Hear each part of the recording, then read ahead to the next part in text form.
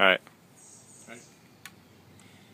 Okay, so one of the problems we saw when we were in the camps in Haiti was intrusion, where people would actually come along to some of the tents and they would use a knife and they would just slash a vertical cut and go straight through very quickly into these tents, and the people inside had no time to react at all.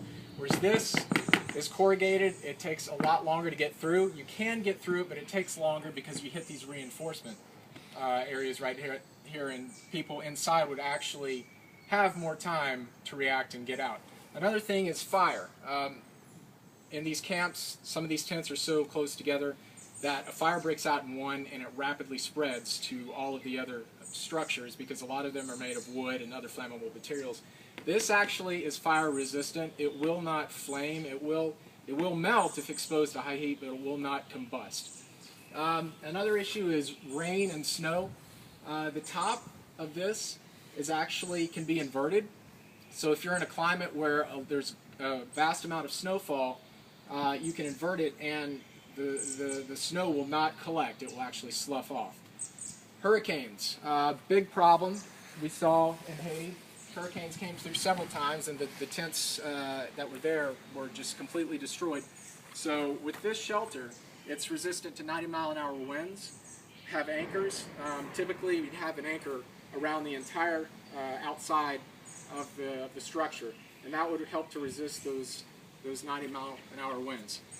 Another thing is doors. Now, in the interest of time, we did not completely install this door, but this is another resistance for intrusion. So you'll see on the inside of this frame, you've got a lock. You can lock it from the inside, which is a huge benefit. This is one of the things that when we were in these camps, these people were saying we wish we had a door that we could lock from the inside, not only for their family shelters, but for the trains as well. The other thing is, if you want to come on inside, so most of these tents that we saw had probably half the amount of area needed for a family. This holds a family of 5, and it conforms to UNHCR standards for the amount of area that's needed for a family. And you can see for 5 people, which we consider maybe 2 adults, 3 children, this is a pretty good amount of area. Ventilation is another huge problem. You get into these places, it's 90 degrees out. It gets to be really hot. It almost turns into a greenhouse. So we have windows here that have screens, and they will keep out mosquitoes and any other insects, which is a huge public health factor because you'll have the spread of disease through mosquitoes, and those are huge vectors. If it rains, you can close this window, and instantly you're waterproof on the inside. And again, it helps for ventilation. Another ventilation we've got around the bottoms, which when you're sleeping at night, any amount of breeze that can come through will be a vast improvement and help you sleep a lot better. Cooking.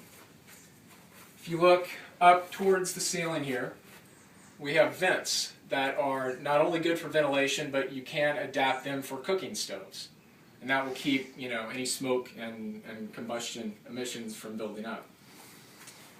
Sunlight. One of the other issues that we saw was you go into these tents and it's just a tarp and you have no infiltration of sunlight. So even during the day, it's pitch black on the inside. You can't hardly see what you're doing.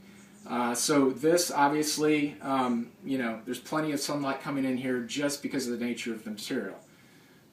It's the tools that it takes, very minimal labor, or well, not very minimal labor, but very minimal amount of tools it takes to put all these together. Basically, all you need are screws and bolts and a couple of screwdrivers, and that's really about it. The other thing, and one of the most important things, is that when you go into these camps and you have tents, they last a year maybe. And that's a huge problem because the average amount of time that a refugee has to stay in these places is 8 years. This will last up to 10 years if taken care of properly. If painted, it's UV resistant, and it will last through all of the hurricanes and everything else that you see, and like I said, fires. And one of the best parts is we assembled this entire thing with about 6 people in about 4 hours, and you can disassemble the entire thing in about maybe 5 or 10 minutes, and you can reuse it.